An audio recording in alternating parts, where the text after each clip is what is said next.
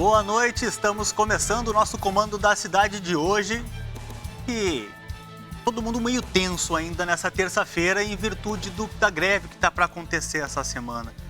A gente vem acompanhando aí as notícias e na próxima quinta-feira está prevista uma greve aí dos servidores públicos municipais e estaduais da segurança. Então isso vem deixando toda a população apreensiva, porque se com eles na rua nós já nos sentimos muitas vezes inseguros, o medo, o caos toma conta das ruas de Porto Alegre, vocês imaginam agora que eles vão entrar em greve. A previsão é que a Brigada Militar vai paralisar os seus serviços das 6 da manhã até as 21 horas. Então aí, no período das 6 da manhã às 9 da noite, o que será que a gente faz? Para onde que a gente corre? A Polícia Civil também da mesma forma, vai manter 30% de efetivo e vai atender apenas as ocorrências graves. Quer dizer, então, se já estava ruim, a coisa pode ficar pior. Claro que nós entendemos que é uma causa justa, os trabalhadores vêm tendo seus salários parcelados. A gente sabe que já não é lá grandes coisas que esses trabalhadores, esses servidores ganham para cumprir as suas tarefas, as suas funções, que são de extrema importância para todos nós. Imagina com esse salário parcelado. Como que um policial vai se manter idôneo com esse salário parcelado, se ele já é não tão condizente com as suas funções? Bom, a gente espera que tenhamos uma quinta-feira tranquila para que possamos trabalhar numa boa essa semana inteira. Apesar de o Palácio Piratini aconselhar que todos vão trabalhar normalmente. As coisas não se alteraram por aí. Bom, eu lembro a vocês, agora dando início ao nosso comando da cidade, que, claro, esse programa é um oferecimento de Cooperpoa, as melhores taxas para empréstimo. A gente falou em taxas de mercado para empréstimos, lembramos da Cooperpoa, www.cooperpoa.com.br, lá na rua General Câmara, número 52, sala 504. O telefone na Cooperpoa é 3284-2600. E o comando da cidade sabe, vocês todos sabem, que no Zafari Bourbon, economizar é comprar bem. O Edu sabe que economizar é comprar bem. Só tem uma coisa que desde pequeno ele nunca economizou. Eu te amo, mamãe. Com isso, ele pulou etapas. Eu te amo, vovó. Venceu resistências. Eu te amo, pai. E conquistou o mundo. Eu te amo. E teve um dia, um momento, um instante, que tantos anos de treino serviram como nunca. Eu te amo. Nada como descobrir cedinho a não economizar. Eu te amo. É bonita essa propaganda do Zafari Bourbon. Pra gente agora começar o nosso comando da cidade no melhor clima, levando muita bênção para vocês aí que estão nos assistindo. Vini Silva vai trazer um som pra gente. Boa noite, Vini. É um prazer te ter aqui no nosso comando da cidade. Todo meu. Vini, a gente sabe que tu tens um trabalho de música gospel que costuma levar muita bênção pro pessoal enfim, que te assiste na rua, que te assiste na igreja, que te assiste aonde tu tá tocando. E o que tu vai fazer agora pro pessoal que está em casa nos assistindo para levar um pouco de tranquilidade, amor, carinho para o pessoal que está em casa?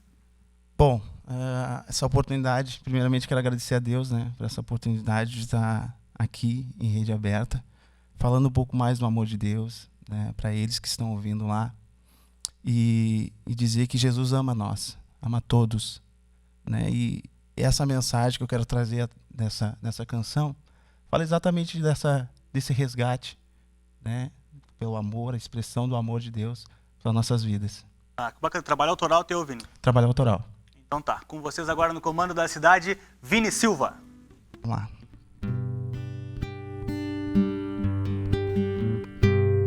Por muitos caminhos eu andei na escuridão,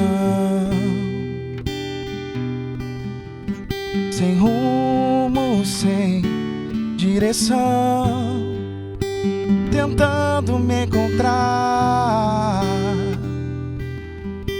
tentando saciar o anseio do meu coração.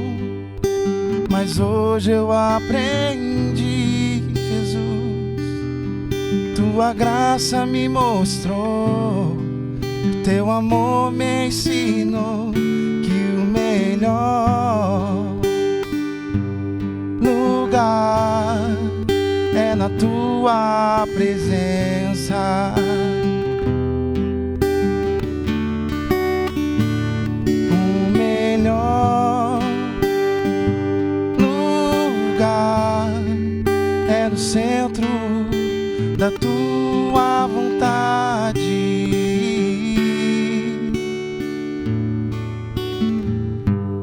Hoje livre eu estou, uma nova história em minha vida.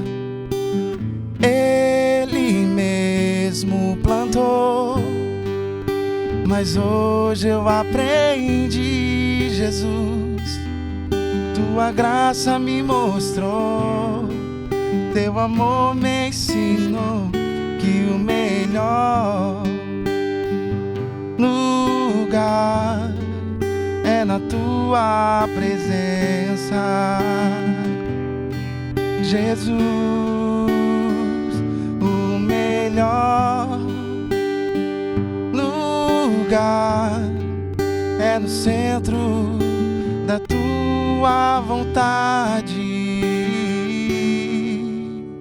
Jesus.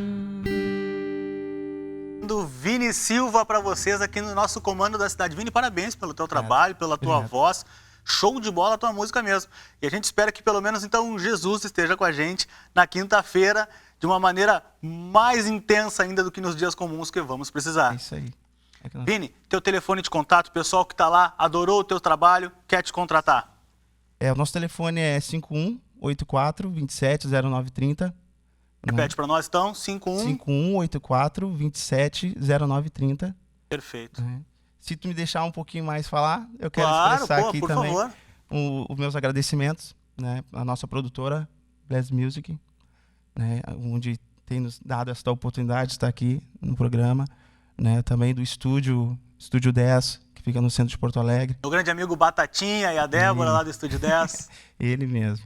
Então, agradecer, né, pela vida deles, né, que tem sido bênção na minha vida, irmão Jonas, que é o produtor da Bless Music, né, é o presidente da produtora, e ele tem nos dado essa oportunidade, então quero também deixar aqui meus agradecimentos.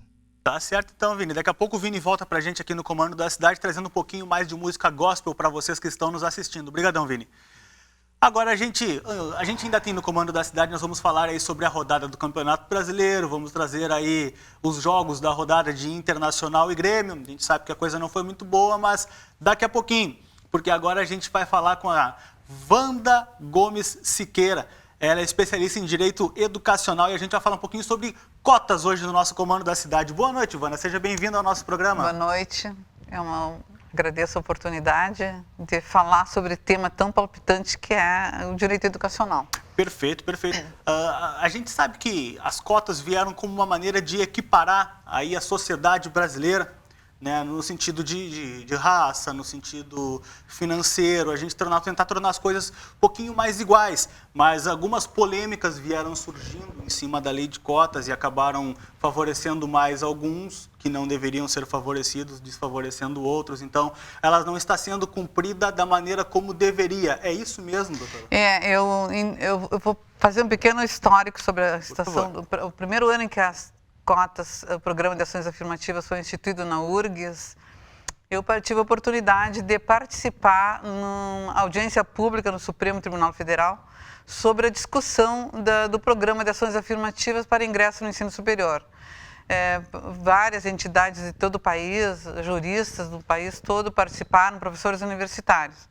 Nessa audiência pública foi oportuno apresentar algumas fotografias de mansões onde os cotistas que ingressam na Universidade Federal do Rio Grande do Sul residem. Então, eu fui a única expositora que comprovou o odioso desvirtuamento do espírito das cotas sociais. Ela se desvirtua, sempre que uma lei boa vem para beneficiar os mais pobres, para a inclusão social, ela acaba se desvirtuando e beneficiando quem não faz jus a esse benefício. E eu fui a única expositora depois no julgamento da ADPF número 186 no Supremo. Eu participei como amicus curiae, representando um movimento que se denominou, criado por estudantes do Rio Grande do Sul.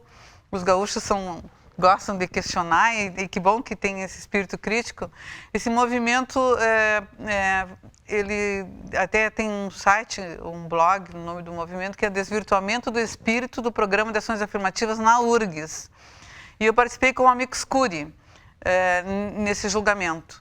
Éramos 15 ou 18 expositores, dentre eles juristas de todo o país, professores universitários. E nessa oportunidade eu fui a única, meio que isoladamente, que sustentei a tese de que as cotas são constitucionais, porque visam igualar desiguais, mas que, lamentavelmente, elas estavam sendo mal aplicadas. E provei por quê. Porque ricos ingressam no lugar dos pobres, brancos, oriundos... Até naquele ano nós comprovamos que alunos que terminaram o ensino médio em escolas privadas do Uruguai e da Argentina se beneficiaram pelas cotas. E de lá para cá parece que a universidade não aprende as lições do passado.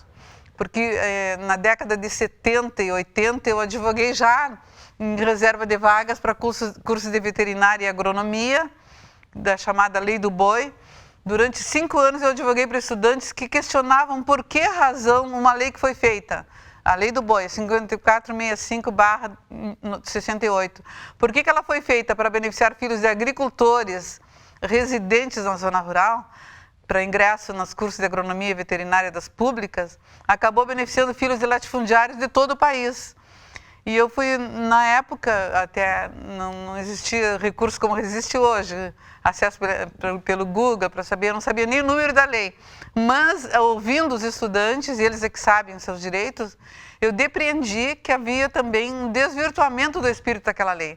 Porque se agricultor, é o rurícola, é o campônulo, é o homem de mãos calejadas, é o que coloca semente na terra, e a lei foi feita para o filho desse homem, não poderia beneficiar filhos de latifundiários. Durante 5 anos, colocamos na URGS, através de mandados de segurança, 240 estudantes que já haviam sido preteridos. E eu nunca requeri o cancelamento de matrículas de outros, porque eu acho que todos devem ingressar no ensino superior, independente de cor, de raça, de situação econômica. Em quaisquer país europeu, em quaisquer país da Europa, o estudante segue seu curso de acordo com a sua vocação. E quem não pode fazer o curso de acordo com a sua vocação é considerado violação a direitos humanos. Lamentavelmente aqui, os estudantes não são respeitados. Pois é, doutora Wanda, era exatamente nesse ponto que eu queria chegar com a senhora. Aonde que será que está o furo para que a lei não seja cumprida? Porque ela existe a lei de cotas. Mas por que essa lei não é cumprida? Por que o pobre realmente não é contemplado na lei de cotas? O negro ele não consegue ser contemplado na lei de cotas? A gente já sabe que houveram casos, por exemplo, no serviço público, que pessoas brancas, inclusive mulheres loiras, foram contempladas na lei de cotas na parte no quesito das raças.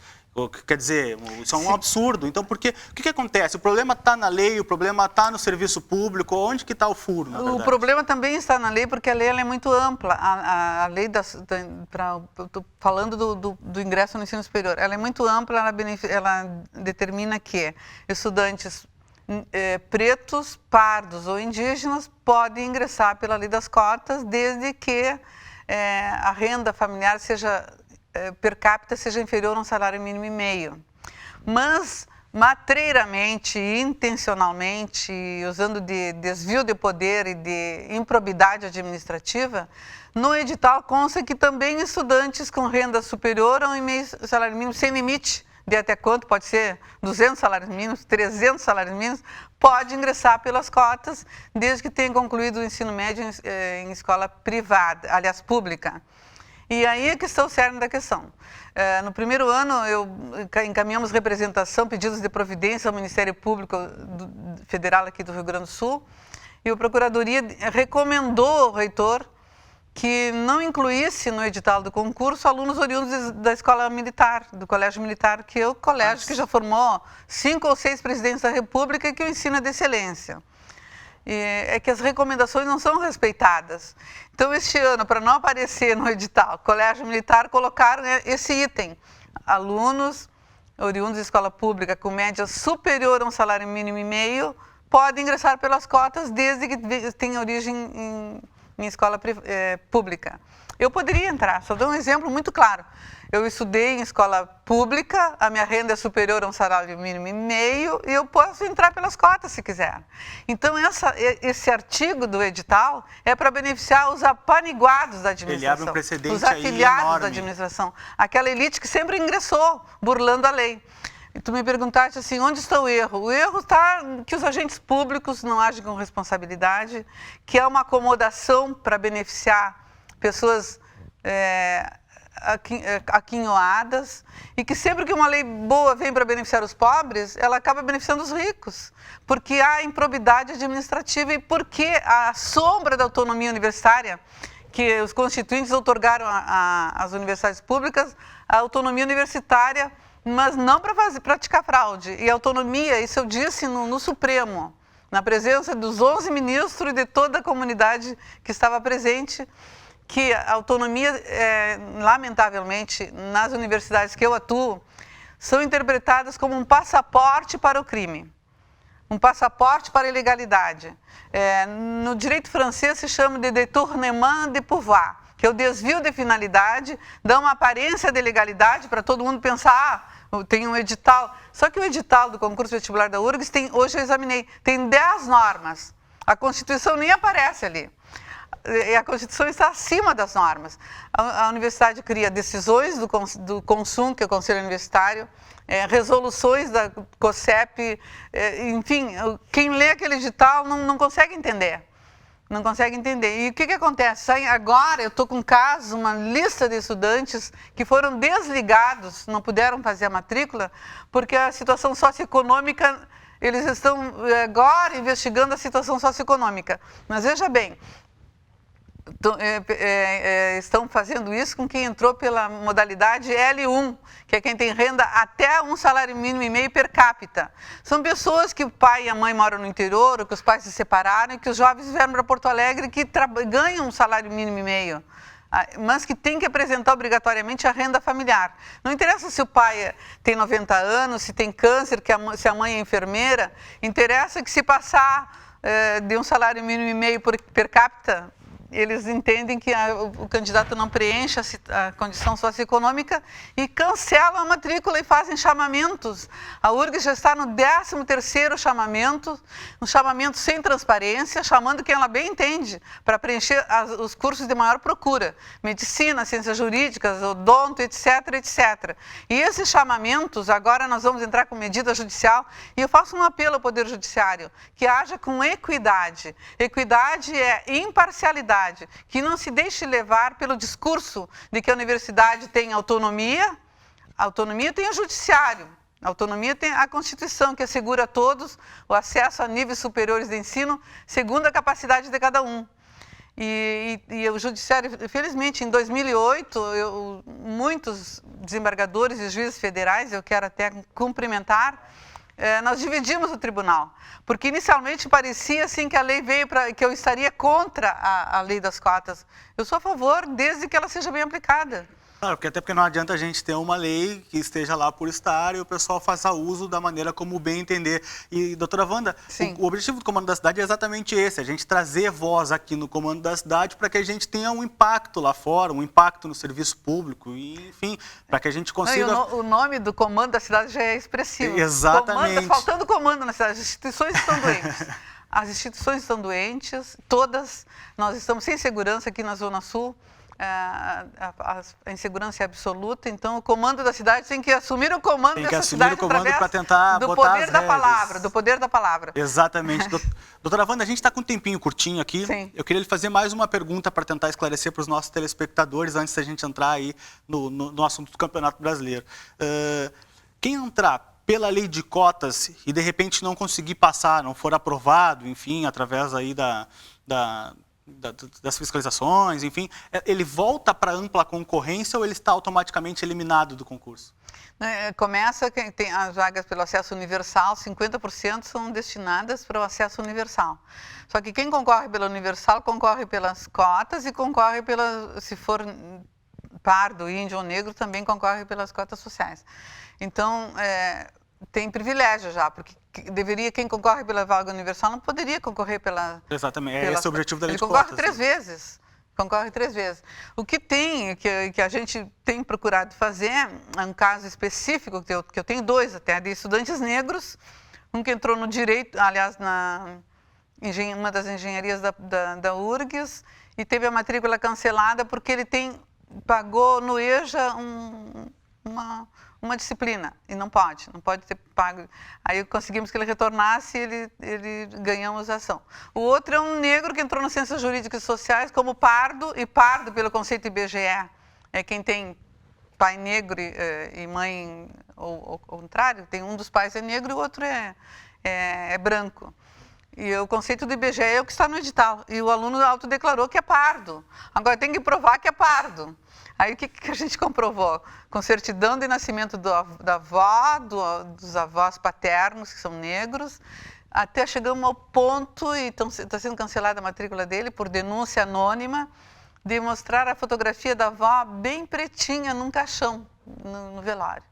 E isso colocou o estudante numa situação que fere a dignidade da pessoa humana. Eu gostaria que fizessem isso com os alunos ricos que estão lá, ocupando a vaga dos pobres. A situação que foi exposto esse aluno realmente vai além do triste, né? É um ultraje. É trágico. É muito complicado. Bom, doutora Wanda, muito obrigado pela sua participação aqui no nosso programa. A gente gostaria de esclarecer até mais assuntos, porque o assunto da lei de cotas, ele vai longe. A gente não vai faltar oportunidade, certamente. O comando da cidade vai me convidar outras vezes. Perfeito, vamos sim. Mas nesse final de semana nós tivemos rodada do Campeonato Brasileiro, a dupla Grenal esteve em campo e o Internacional repetiu o que vem fazendo há 9 rodadas do Campeonato Brasileiro. Exatamente 9 rodadas. O Internacional seguiu sem vencer. O Internacional foi para a 7ª derrota consecutiva e o 9º jogo sem vitória. Aí o gol do Elias, marcado aí no final de semana contra o Internacional. O Internacional que, além da derrota, o Internacional teve a péssima participação dentro de campo. O Internacional se mostrou um time desorganizado. O Internacional se mostrou um time completamente fora do padrão que o Falcão tanto pregava aí nas tribunas de imprensa, né? O Falcão sempre falou que o Internacional não, mas o futebol moderno deveria ser jogado de uma maneira compacta, os jogadores deveriam jogar próximos. O Internacional começou desorganizado, com 4 zagueiros, 2 volantes que não sabiam sair jogando.